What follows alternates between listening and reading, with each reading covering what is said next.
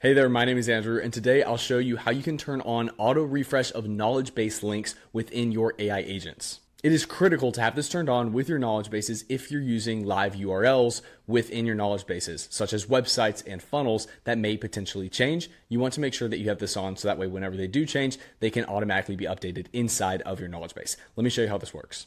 Inside of your HighLevel under AI agents knowledge bases, you can find your knowledge bases obviously, and we can go ahead and edit one here.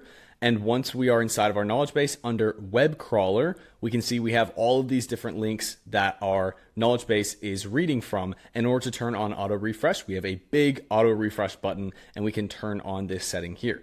Now, when we toggle this on, this will automatically refresh the uploaded links based on our given refresh frequency. So this can either be daily, weekly, or monthly. So some best practices, if you're using pretty small website pages, then daily is totally fine. If you're not using a lot of website pages, maybe just one or two, then daily is perfect. If you're using a little bit more, then weekly will be good. If you're just worried about it spending up too much bandwidth trying to run through these knowledge bases, then weekly would be good. In my example, we have 1,500 links in this knowledge base. So weekly would be a little much. Monthly would make a lot more sense for us to make sure that we're not bogging down the system or having any downtime with our knowledge bases. But just to make sure this works, you can toggle this on and then click save. And now this will automatically, every month, this will refresh all of these links instead of us having to manually come in here and refresh the links like that. That's going to do the exact same thing, just automatically on that time frequency that we just designated. Now, this won't impact credits or cost anything. Refreshes and auto refreshes are rolled into your conversation AI usage, so don't be worried about that.